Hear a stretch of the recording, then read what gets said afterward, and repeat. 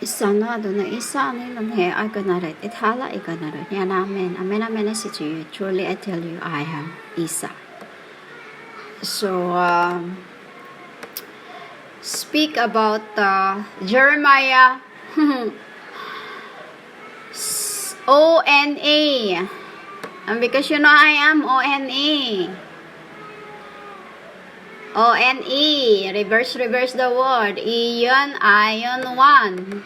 Uy, dilara.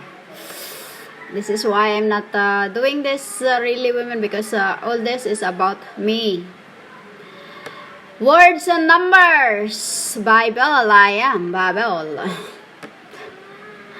So let us speak about Jeremiah 1, 2, 5, and 6.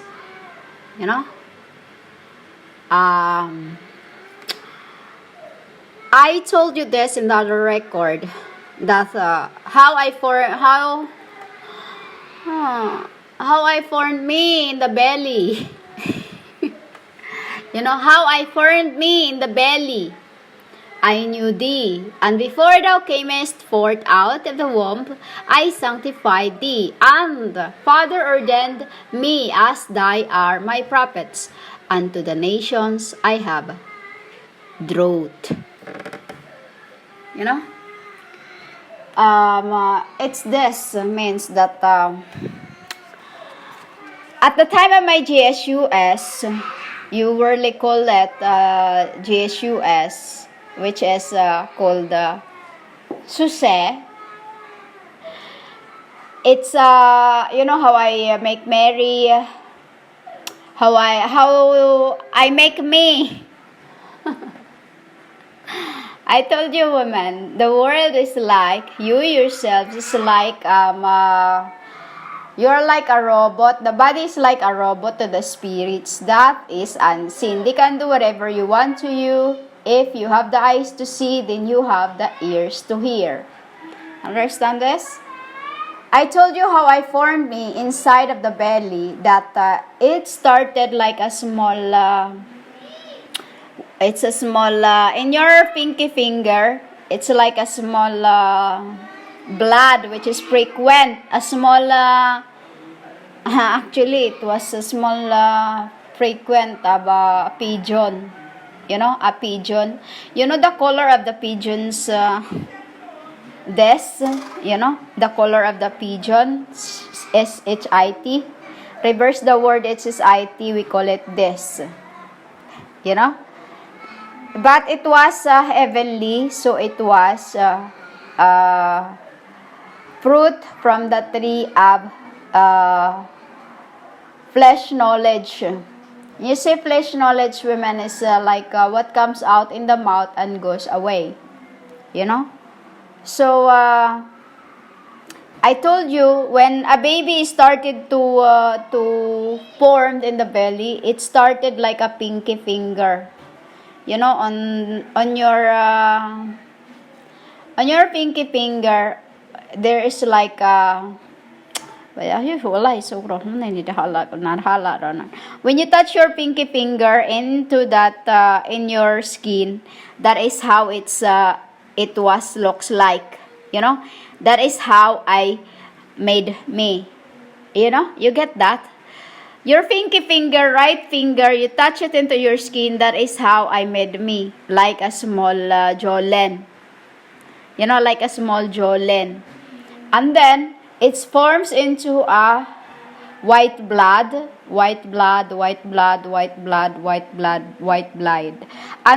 it touches into the, where I touches the woman abode is on my thigh, you know, on my thigh, just in the bottom of that where your panty or briefs touches, you know. That's where I touches it. And then, when it goes there, it's walk up. It's like an ant.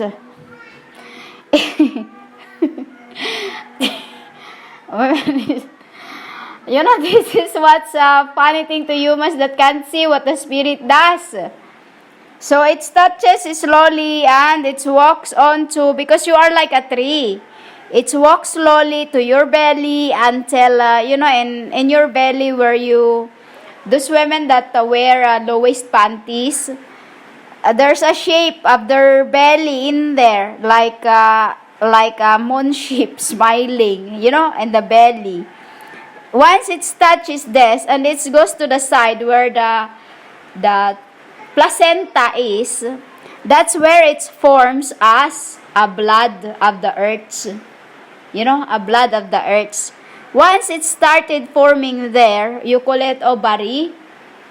We call it placenta, ovary. We'll just say ovary because it's we are talking about human. Because when you say placenta, it means of the worlds. When you say the worlds, it is angels. And then it touches there, and then after a few days, it's go up again and go up and go up and touches the side of your belly. The side of your belly. On the side of your belly, which is on the right side, when you sit, there is like a cut in your belly, right in the middle of your belly. That's where it is, because that's where me and I was That's where me and I was operated, let's say, And then, and then when it touches there, women, it goes in, it sinks in slowly into the ovary of the woman. And then when it touches into where the baby is being molded, I can't see the other thing, because it's, I'll say it this way in tetragramma, mulhar una, meaning in your, I can't, in the ovarian cyst.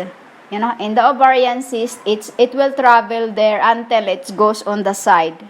And then, when it goes on the side of where they pierce me, that's where it becomes spirit.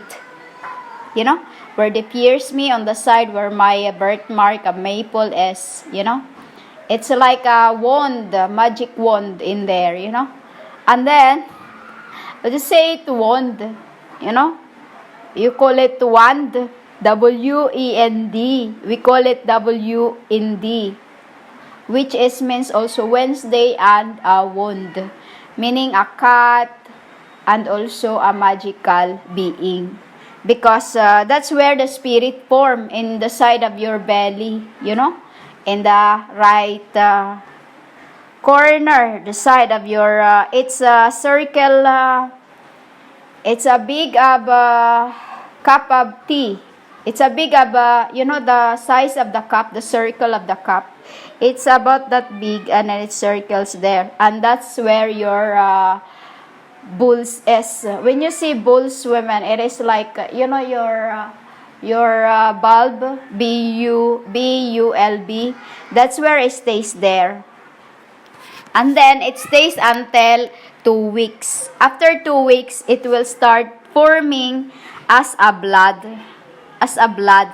And then after that, it will travel right to your side of your body, right on your side, on your body, the same place where your it's like a zipper that opens up there, and then it will come out there.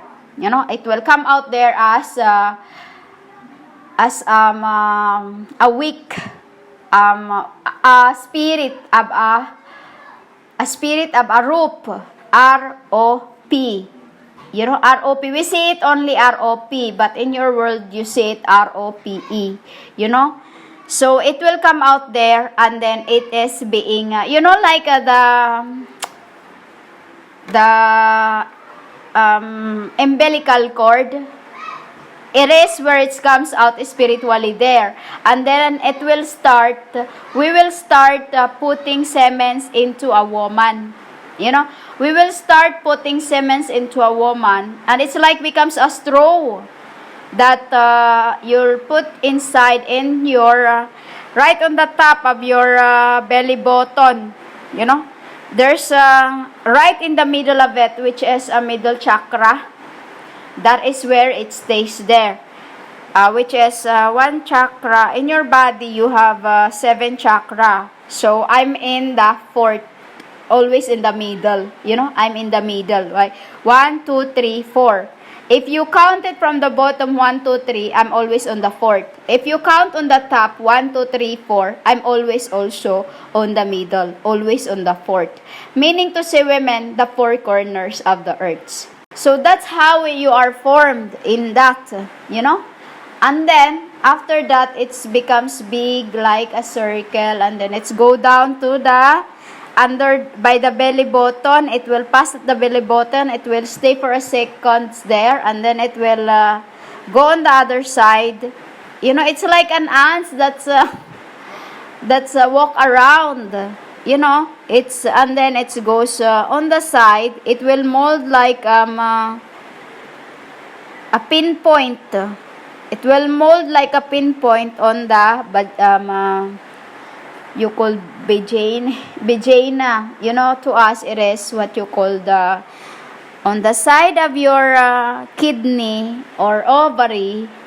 That is where it is planted. You know, placenta. We call this ovary, which is placenta is on the bottom part. You know, just the top of the rib there. You know, the bones there. So I'm talking about spirit realm, women, how it's done, you know, how it's done.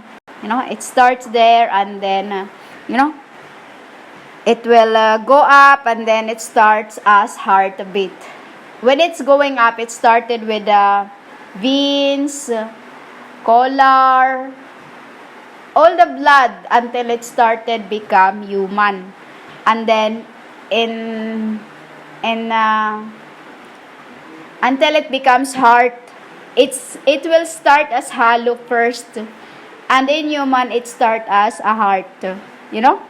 But in spirit realm it start as white ink, hollows. You know, like when you throw a water from your cup onto the floor, and then it will spread like a circle with the rays on the side. It's like this, you know.